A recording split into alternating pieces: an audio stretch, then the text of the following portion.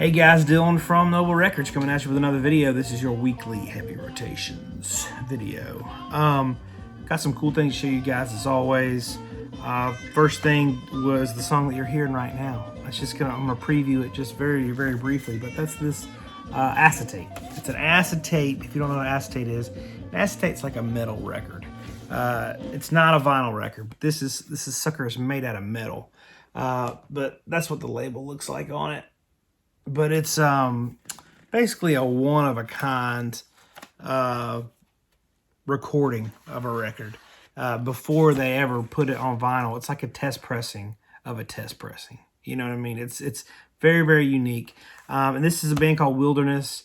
They did 3 songs on this. The first one is Mandrill by the band Mandrill. It's just an instrumental, really killer instrumental. The second one is Rock and Roll by Edgar Winter, and the third one is Listen by Chicago. So those are the 3 covers that are on this. I have scoured the internet. I can't find anything out about this band or who it is. So, you know, does it have any real value? I don't care. It doesn't, but it's a really cool recording that I might be the only one in the world who has. So it's just kind of cool. I really like it. So I'll listen to it once or twice. You're not supposed to listen to acetates more than like 10 times. So, because the quality really decreases after that. So I'll probably record it and then kind of shelf it for a little bit. But anyways, this is one I'm really excited about. This is Words Never Said by Vos Cantu Monemas, which is Espanol for the Nino. Joking. It's not Espanol, it is Latin. I think it's Latin for one can warn or we can warn or something like that. I can't remember. But this is a really great folk record from Maryland, private press, only 200 of these ever made. I've been looking for one of these for a while, and I never really thought I would have one just because being so limited, I just didn't think I could find one, but it's like iconic folk. I won't say iconic, but very influential and like ahead of its time for what it is. I mean, this is 1969. I definitely hear some Velvet Underground Nico influence there. Some really cool, like, there's one hand percussion song on here that I can tell is like early indie type of feel to it. It's just cool. But anyways, 3-piece band, 2 guys and a girl. They're all like at the end of high school, transitioning into college. And all these songs are kind of a very transformative songs. You could tell, like, I don't know if you remember, maybe you're in that place now, but when you're getting out of high school and going into college, you're trying to figure out what you're going to do for your life, if you're going to go to college or whatever, you are just going through a lot, you know, trying to figure out what it all means and what you're going to do. And that's what these songs are. Some of them are religious. Some of them have like, and they're not like gospel, corny, cheesy gospel songs. They're like really good, thought-provoking songs, and then like some of them are about relationships. So, but a very good record. It's just acoustic guitar and harmonizing vocals the whole time, except for that one track that has some hand percussion on it. But crazy good. I mean, stream this. You can stream it, and I think they reissued it in like 2017 or something. But this is a really cool record. I'm absolutely thrilled to have it. This is one. Okay. I have shown this record to some people, several people that I know. Probably 10 that I know. And about half of them were like really jealous and excited and like intrigued. And the other half were totally appalled. Like, I've never seen an album that would get such polarizing different responses from people. This is a controversial record, but it is cool. I don't care who you are. This is a cool record. So I may get some hate comments and some thumbs down. I don't care. This is a record I've been looking for a very long time. This is Charles Manson. Lie. The Love and Terror Cult. This is a crazy record. Okay? I'm not going to go... It's on original first pressing on Awareness Records. I'm not going to go too deep into this. Because I'm going to do another video about it. It's such an interesting, fascinating story. I'm going to do another video about it. But in a nutshell, if you didn't know, Charles Manson recorded an album. in between his stints in prison, he was friends with the Beach Boys, most notably Dennis Wilson. He lived with Dennis Wilson for a while. In fact, he brought all of his like cult following to Dennis Wilson's house, and they lived there until Dennis Wilson was like, I don't know what to do. They won't leave. And so he just left and let the bank take it. So that's how he got rid of Charles Manson and all those guys. But it's such an interesting story. Like, I can't possibly just do it in a minute or two.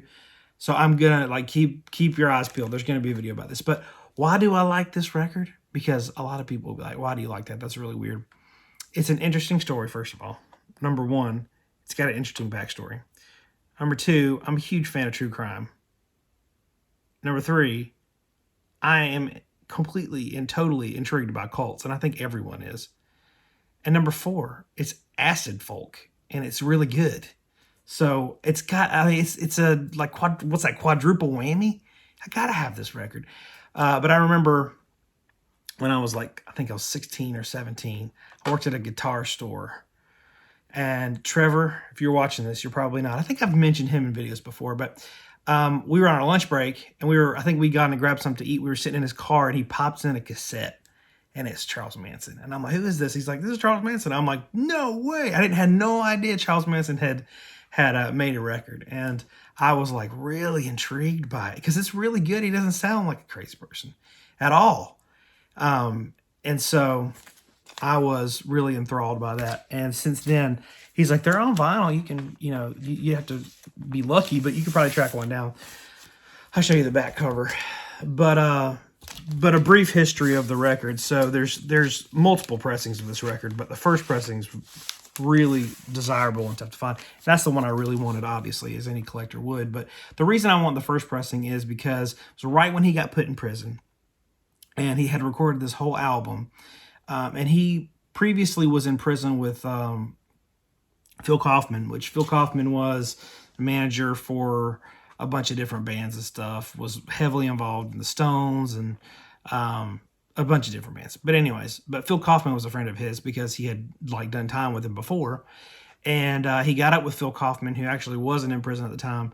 And he was like, I need you to put out my music. Like, do whatever you got to do and put out my music. So Phil Kaufman scraped together $3,000 and put out 2,000 copies of this. So there are 2,000 copies. They're very rare. I mean, just tough to find because of what it is. There's no telling how many of these got destroyed because of what they are. And so then after a few years, in 1974, ESP Disc put out a second pressing of it, which those aren't as hard to find, and they only cost about half as much. So that's the one, I was willing to settle for that one. But big thanks to Art Blaley, really good guy. He hooked me up with my Towns Van Sant self-titled last year.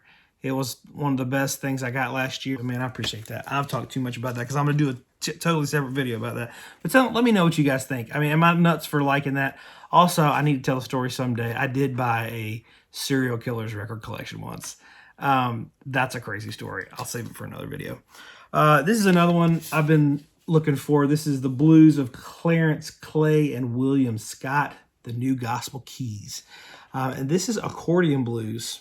This is on the Bluesville label, which I collect heavily. I do think, and I'm getting close to getting all the Bluesville releases. I've got probably 80 something. And so I'm getting there. But the Bluesville label, anything on it is good. Anything. This is really weird blues. You kind of have to, it's an acquired taste. But this is Accordion Blues. It's really weird the first time you listen to it. But it's got a very interesting pattern to it. It's really cool, but it's just accordion and two guys singing blues, if you can imagine. Really cool. So I've been looking for that one to kind of fill that hole in my collection. This is an original first UK stereo revolver. I got rid of all my Beatles records when I got the Beatles Mo-Fi box set. And I always want to talk about the Beatles. And I always don't have the records to hold up in my videos. I know that's a lame reason to collect them, but also like I miss not having the covers because they don't come with the covers. And so like that's a huge part of why I like vinyl, why I collect vinyl. So like I want the covers.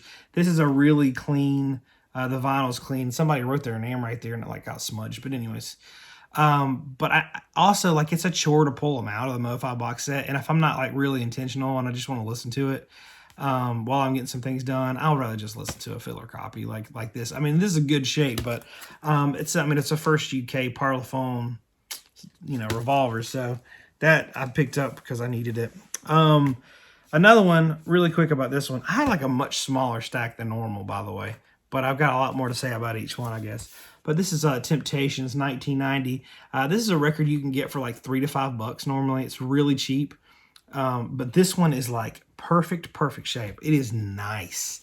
It has this weird like cut in the top. Some records used to do that. I don't know. I hate that so much. I don't know why they did that. But this is a promo copy and it's like mint. So every time I see this, I'm like, I mean to pick it up, but it's never like quite nice enough. If I bring something home, I want it to be like a really good copy, especially if it's something common is what I'm saying. Like, I've already talked about that, but this is a clean promo and I had to just keep it because actually I don't remember where I got this, but anyway, that's neither here nor there. This is a really good Temptations record. It's not like any other Temptations record. The backing band is Rolls Royce, so it's real funky. If you haven't heard this and you like funk, you might want to just track this down because it's cheap. I mean, you can get it anywhere for $5.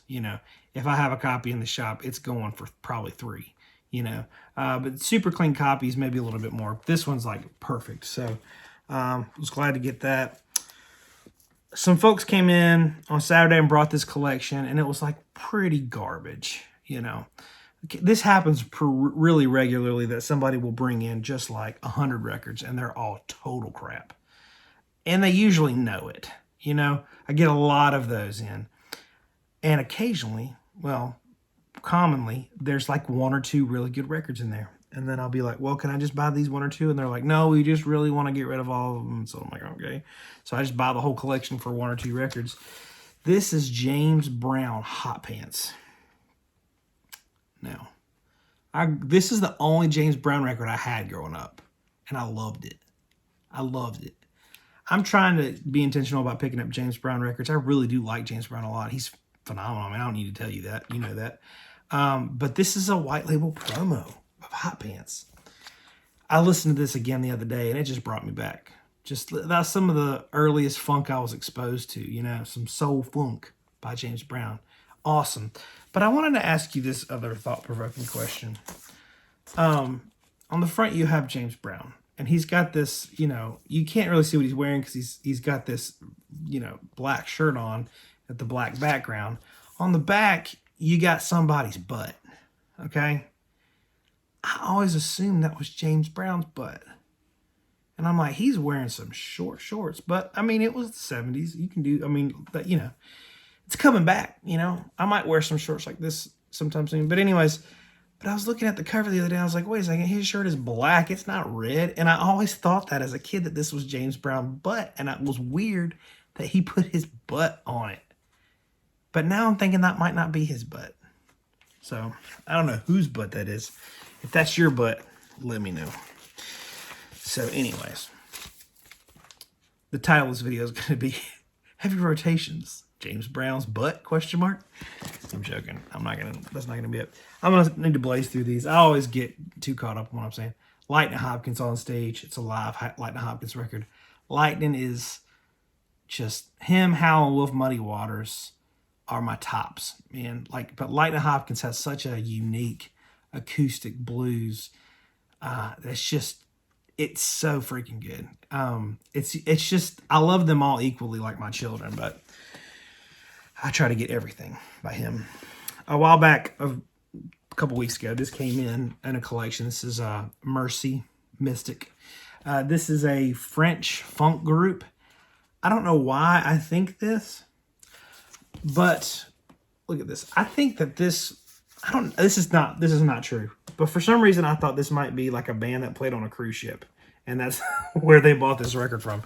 Why do I think that? It was manufactured and distributed. I don't know. But anyways, it's got like some island looking vibes to it. I could be wrong, but it's French funk and it's pretty good.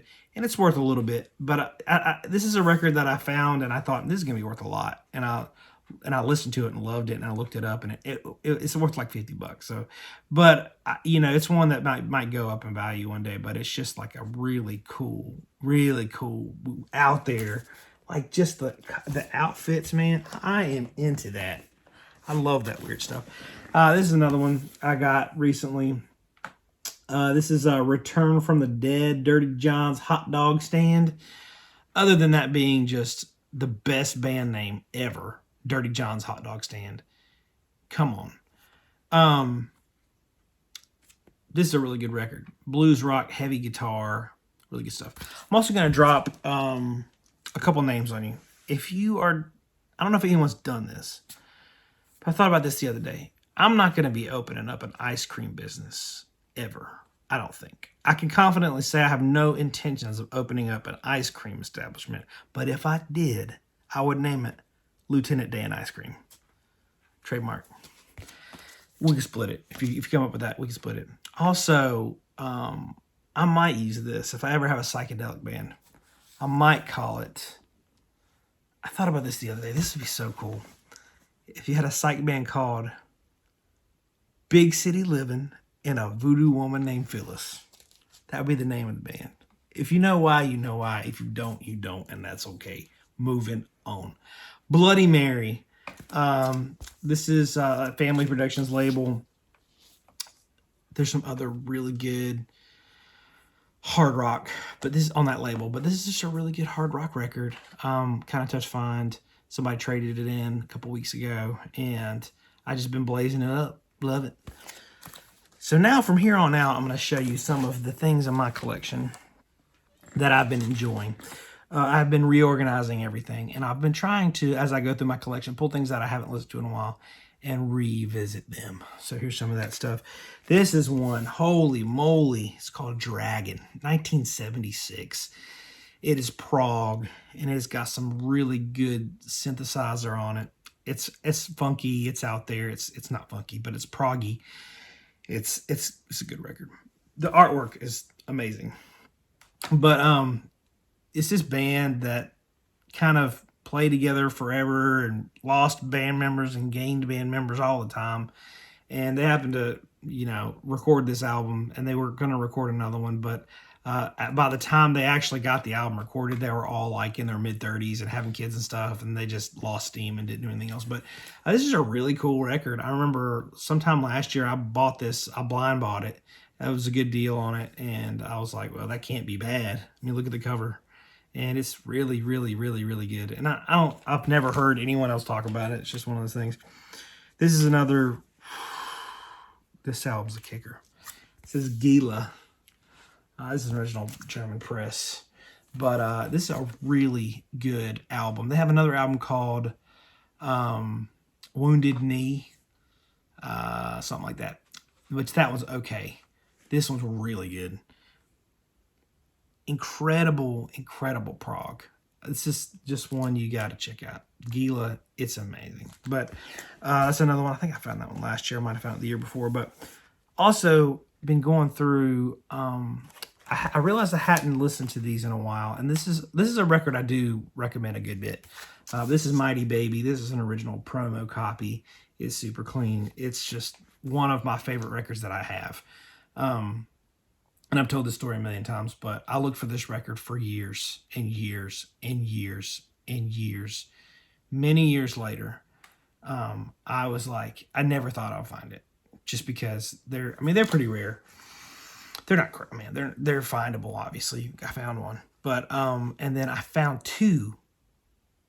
It was either in the same week or the same day. But I found two, at least in the same week. It blew my mind. It completely blew my mind. So that's a lesson to y'all. Patience is a virtue. I didn't have to buy these online either. I found them in the flesh in the same week in North Carolina. So... amazing record. This is prog, but it's got some really good. It's too far out there prog. It's got some really good. I hear a mixture of like Hot Rats era Frank Zappa and Grateful Dead on this, and it's just dynamite. Really good stuff. You need to check that out if you haven't heard it. And then this is their second album, which is a lot harder to find. So that's 1969. Came out in the UK in 1969. Came out in the US in 1970. Mighty Baby, self-titled. This is 71. Jug of Love. This one came out on Blue Horizon, which is a really good label for like electric blues and stuff. But this album is so different from that album, and it's only like a year or two apart. But they got into this. They converted to Islam and got into all this like mysticism and like it's crazy. But they all became very, very religious and just changed everything about their sound. Other than this sounds more like a mixture of like the band and the Grateful Dead. And it's really, really solid. The first time I heard this, I was really disappointed because I wanted it to sound like that. And a friend of mine, Nate, if you're watching this, thank you, man. He hooked me up with this a few years ago. And this is just a record you can't find. This one's way more rare than that one. They only made these in the UK. Just super rare. I've never seen anyone even offer another one for sale, but actually I haven't really been looking because I already have one. But all that to say, this is a really cool record. I mean, it's got, even though they're like in that Islamic mysticism vibe, it's still very American, has a like an American bluegrass, Americana feel to it, kind of mixed in with that a little bit of Eastern sound as well. I can't explain it. You got to hear it. But this doesn't sound like that. But this is really, really cool. So that's a great record. And I just kind of revisited those recently. I posted about them on my Find This Record Instagram that you guys all should follow. I'm getting sleepy, guys. It's like 2 a.m. So the other day, it's the last thing I'm going to show you guys. I was driving down the highway I was going to go visit my parents. I needed to go over there and pick something up. And I was like, man, I remember driving down this highway in my 1988 Toyota Tercel. Windows down, listening to my favorite Guns N' Roses song, November Rain. And it was just that, that memory came back to me because I was driving down the road. I was headed that way. I had my windows down and I was listening to the radio and I was like, I want to listen to November Rain. So I put November Rain on and it just took me back. And it just, it's dumb, but I like November Rain's my favorite, But that being said, my favorite Guns N' Roses is the first two, the Use Your Illusions 1 and 2. And on this one, I feel like I see a lot more of these part 1 on vinyl than I do part 2. That's just a side note. But these are original pressings. I mean, one's got Don't Cry on it, which, holy moly. And then obviously, like I said, November Rain. But they're both really, really good. This is the Guns N' Roses that I fell in love with as a kid. I liked Appetite, but Use Your Illusions where it was for me. So I thought I'd just show my Guns N' Roses record since I was listening to them and you guys care. Holy moly. Didn't know I had 2 of those. I have had a lot of copies of this over the years, believe it or not. This is just an original band cover. I had one, like a couple years ago, I had 6 at one time. It was a long story. But anyways, I wasn't collecting them. I got them all at one time. This is one I just got. I think I showed it in a recent video. This is Spaghetti Incident on yellow, I guess this is yellow vinyl, orange vinyl, something like that. But I remember listening to this as a kid, and a lot of these songs I did not know were covers until like much later. So that's pretty funny. And then this is the,